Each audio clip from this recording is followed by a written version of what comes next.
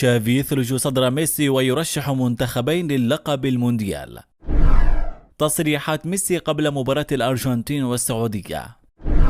ولكن قبل بداية الفيديو لا تنسوا أن تشاركونا برأيكم في التعليقات من منكم يتمنى فوز الأرجنتين بكأس العالم، وإذا كنت من محبي النادي الكتالوني برجاء الاشتراك في القناة من أسفل الفيديو وتفعيل زر الجرس لتصلكم أخبار النادي فور نزولها. تشافي يثلج صدر ميسي ويرشح منتخبين للقب المونديال. يتوقع تشافي هرنانديز المدير الفني لبرشلونة أن المنتخب الإسباني سيكمل كأس عالم طيبة للغاية في قطر، وخلال مشاركته في فعالية بمدينة برشلونة أكد مدرب البلوغرانا أنه سيتواجد في قطر خلال الفترة بين 25 و30 من هذا الشهر لمشاهدة بعض المباريات من أرض الملعب. وقال تشافي أنه يفضل خلال هذه الفترة مشاهدة مباراة إسبانيا وألمانيا يوم الأحد القادم في قطر، بينما شدد على ضرورة أن يحقق الماتادور الفوز في مباراة الأولى أمام كوستاريكا الأربعاء المقبل. وأضاف في هذا الصدد: أتوقع بطولة كأس عالم طيبة من إسبانيا، حيث يملك المنتخب مزيجا جيدا للغاية للوصول إلى أبعد مرحلة ممكنة من البطولة رغم صعوبة المجموعة. وأوضح أن الأرجنتين بقيادة ليونيل ميسي والبرازيل بقيادة نيمار هما المرشحين للفوز بالمونديال، لكن دون استبعاد المنتخبات الأوروبية مثل إسبانيا وفرنسا وإنجلترا وألمانيا.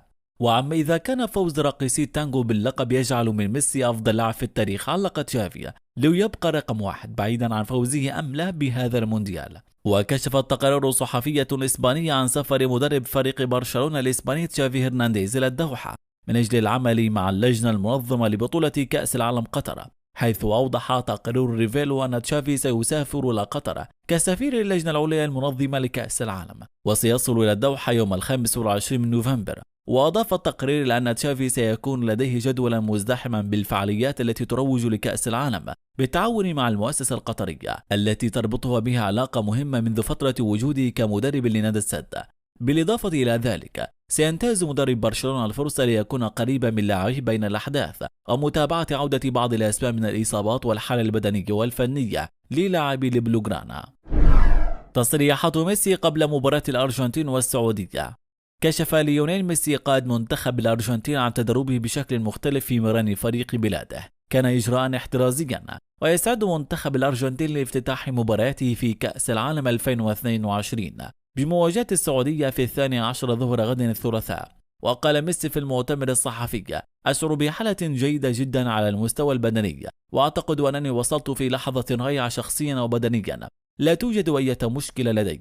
وكشف: تدربت بشكل مختلف لأنني تلقيت ضربة، ولكن لا يوجد شيء غير عادي، كان مجرد إجراء احترازيا. وأضاف ميسي: اللعب في كأس العالم مميز دائما، والأجواء قبل المباراة الأولى تكون مختلفة. وتابع قائد منتخب الأرجنتين: البطولة في وقت مختلف هذا الموسم مع خوض عدد أقل من المباريات، أشعر أنني بحالة جيدة ودخلت في الأجواء. وشدد ميسي: لم أفعل أي شيء خاص حتى الآن، اهتممت بنفسي كما كنت أفعل دائما في مسيرتي.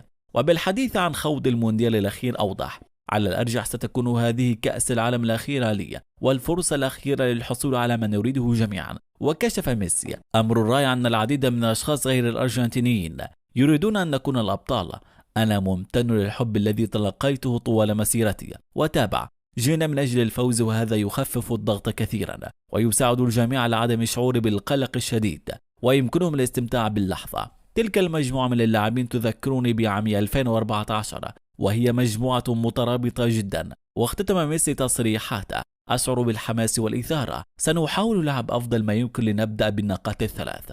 ويقع منتخب الأرجنتين في المجموعة الثالثة رفقة منتخبات السعودية والمكسيك وبولندا، ويشارك ميسي في كأس العالم للمرة الخامسة على التوالي.